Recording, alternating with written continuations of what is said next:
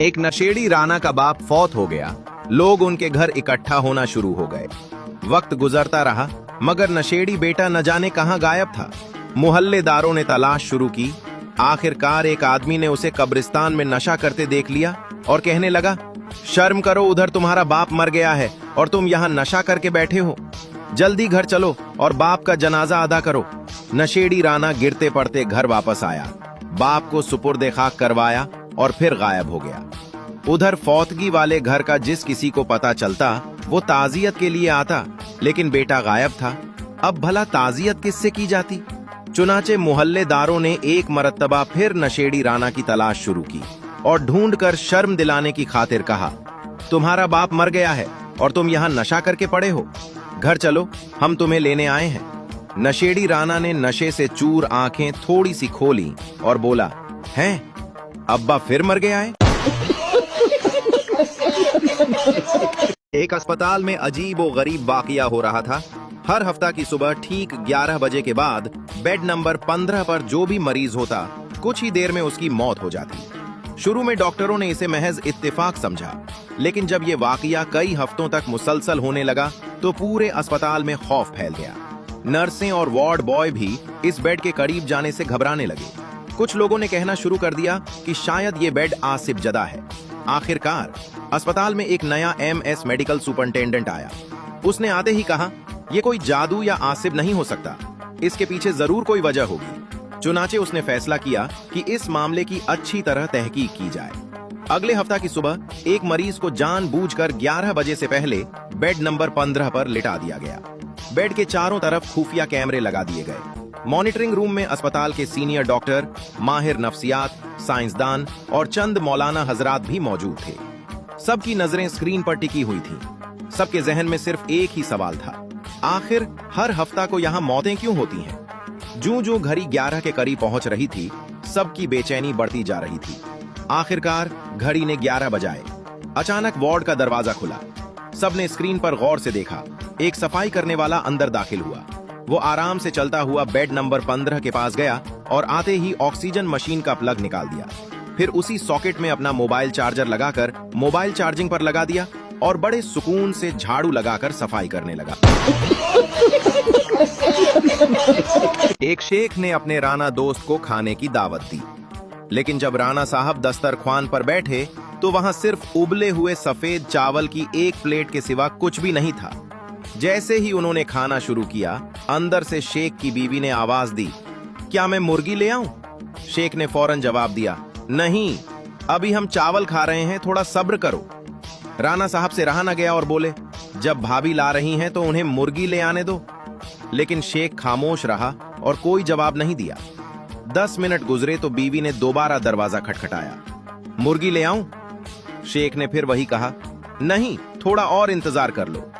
जब चावल खत्म हो गए तो शेख ने बीवी को आवाज दी, अब मुर्गी ले आओ।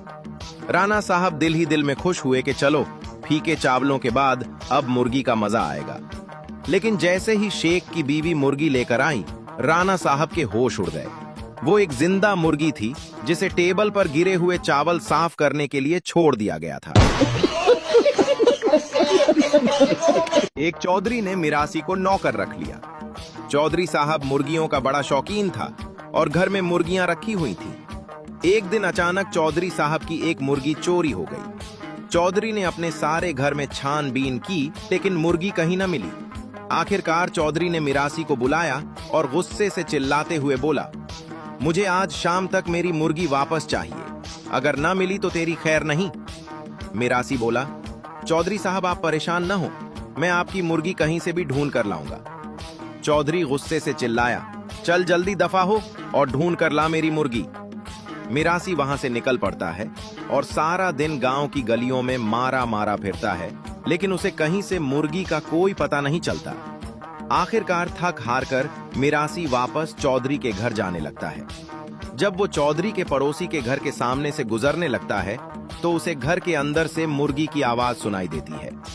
वो उस घर के अंदर जाता है और थोड़ी देर बाद मुर्गी पकड़कर बाहर आ जाता और सुकून का सांस लेता है। मिरासी चौधरी के घर पहुंचता है तो चौधरी जल्दी से उठकर पूछता है, क्या हुआ, मुर्गी कहाँ थी? किस हरामजादे ने चोरी की थी?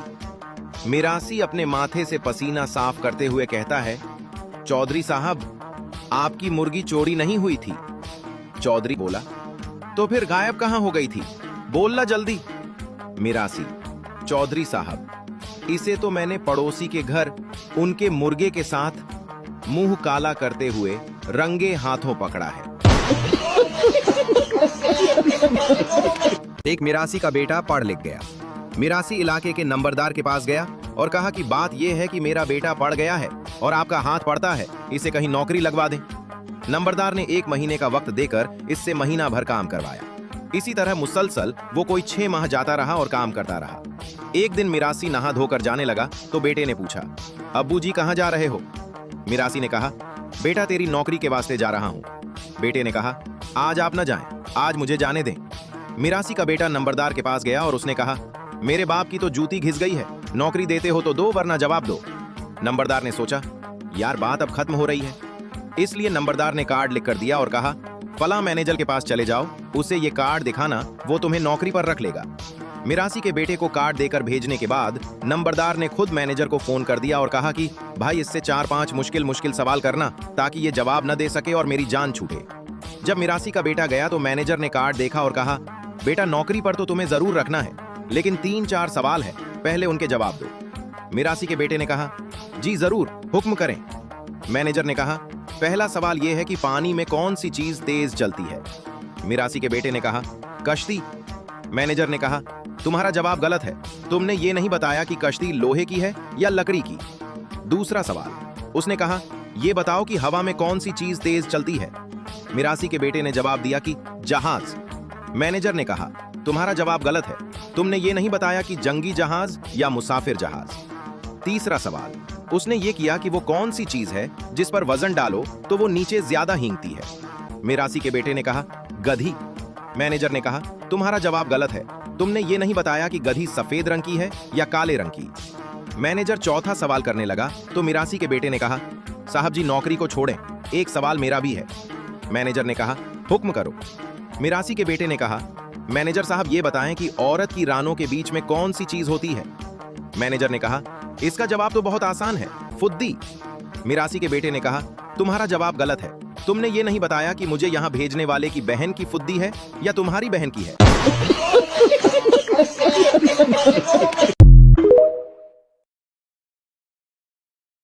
जज बोला, इस उम्र में लड़की छेड़ते हुए शर्म नहीं आई?